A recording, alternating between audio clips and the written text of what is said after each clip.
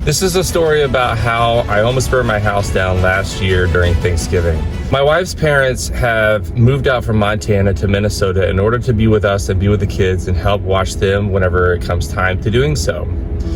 They've been with us for a few years and things are going pretty well. They're always very good to us and they usually have us over for dinners and they're almost always available to watch the kids if and whenever need be.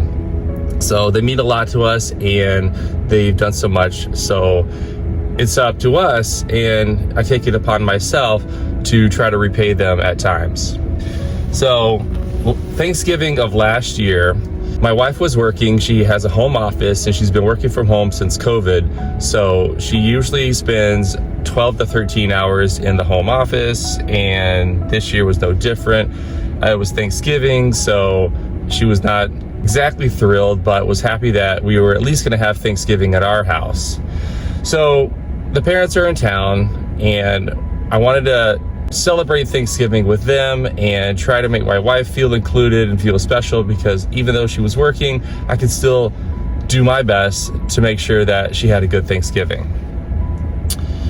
So every Thanksgiving, we typically have a tradition where we will wake up, we will have breakfast, usually something simple like French toast sticks, and we'll watch the Macy's Day Parade and then eventually the dog show. From there, we'll have simple appetizers and then we'll start on dinner and get things going. We do a lot of cooking and we typically prefer to make everything as close to homemade and as close to from scratch as possible. So that's what I wanted to do. My goal was to have a 100% completely homemade Thanksgiving without any shortcuts, and I really wanted to make a good impression with the parents. So the day came where they came over, and typically they come over early afternoon, so we'll say 11 o'clock. And everything was great. Everything was fine. We were downstairs. We were watching the end of the Macy's Day Parade, and it was the beginning of the dog show, which we also like to watch as well. And we were serving up the appetizers. You know, we were having coffee. My wife's mom, she likes tea, so we were getting that going. I had some water in the tea kettle, you know, that was just ready to go. So everything was very much thought out. So the time came where I was having to make dinner, the whole 9 yards, and making this dinner. We're talking one of those big turkey breasts, and we like to put a lot of seasoning in there. We like to put a lot of citrus fruit inside of the bird and really make it juicy. We'll add butter kind of, you know, between the skin and the meat and really get it sizzling and good. Let's see, what else? I love green bean casserole, so I took the time to prepare all the green beans and get them all nice and cut in there and really make this green bean casserole good. The good news is I've seen these recipes made a lot and I've eaten it a lot, so I was pretty familiar with how it all went. We had homemade cranberry sauce, we had homemade stuffing, we had the turkey, we had the green bean casserole, and last but not least, deviled eggs. Everything was cooking. I went back downstairs and sat and talked story with the grandparents. The time came around 5 o'clock when it was about my wife's break time and it was dinner time. Around that time, there was an increase in activity, especially for me in the kitchen. We were rounding the kids up, we were rounding the parents up, we were getting everybody to the dinner table. And say about 5:15, I had just finished making the gravy. I had just finished the last minute touches on the green bean casserole, such as toasting the onions that you sprinkle on there and serving up everything.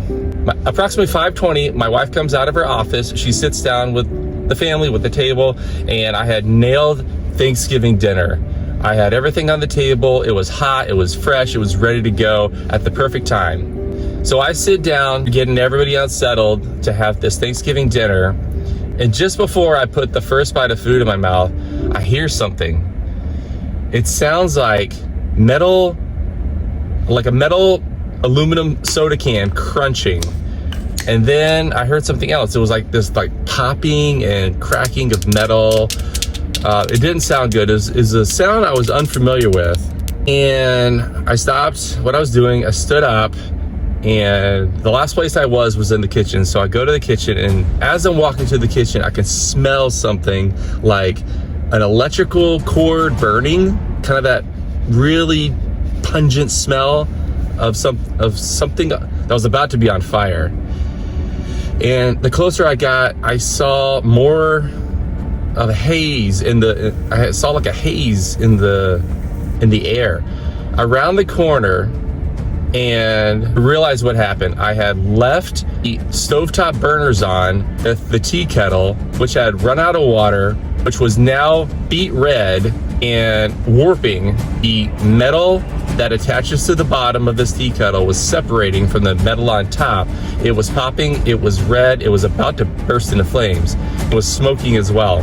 Just at that moment, I make a quick decision to grab the tea kettle. It had been snowing outside, so I hurl the tea kettle outside and it hits the snow and you can see the steam and everything. I turn around, there's tons of smoke in the house.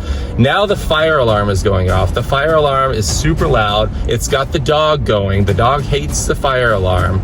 Now my phone is ringing. ADT, our security system, has detected that there's an alarm going off, and now they're wanting to figure out if there's an emergency or not, and that they're going to call the fire department if nobody answers the phone, or of course if there's an emergency. My family had gotten up, they abandoned their dinner. They're got grandma who is actively trying to get the smoke away from the fire detector. We got my wife that is making sure that all the burners are off at the stovetop, and she's looking in the oven and making sure that there's nothing smoking in there. My father-in-law is taking care of the dogs. My kids are crying. I am just sitting there bewildered with the phone in my hand because ADT had just called, and I'm talking to them. This is ADT, we've detected an alarm. Is there an emergency? And I have to tell them no, that I had left the tea kettle on the stove and that it was warped and just about to burst into flames. Ruined Thanksgiving dinner, and I'm pouring my heart out to this poor ADT operator who's working on Thanksgiving, who probably doesn't want to hear my sad story. So I tell her that there's not an emergency. She stands down the fire department because apparently she was ready to call them. She makes sure before she gets off the phone to say Happy Thanksgiving, and hopefully this operator says, I'll never forget, she goes, maybe next year, don't try so hard at making Thanksgiving dinner. So I thank her for her time, and I take this lesson to heart. We did end up eating a wonderful and fabulous Thanksgiving meal. We don't have that tea kettle anymore, obviously. We had to buy a new one. So going forward, I am way more vigilant about whatever's on the burner for the stove. This year, 2022, my wife did not work for Thanksgiving, and we still had dinner at our house with the grandparents. We took reasonable shortcuts to include store-bought stuffing. We bought frozen green beans. My wife still made a pie, which was great. Did make her mom tea, but it was not from the tea kettle. It was in the microwave and nothing caught on fire. So this year was way better. I wanted to share that with you, that some of the best advice that I received on Thanksgiving came from an ADT phone operator, to not try so hard at making everything perfect. All right, guys, well, that's the story for today.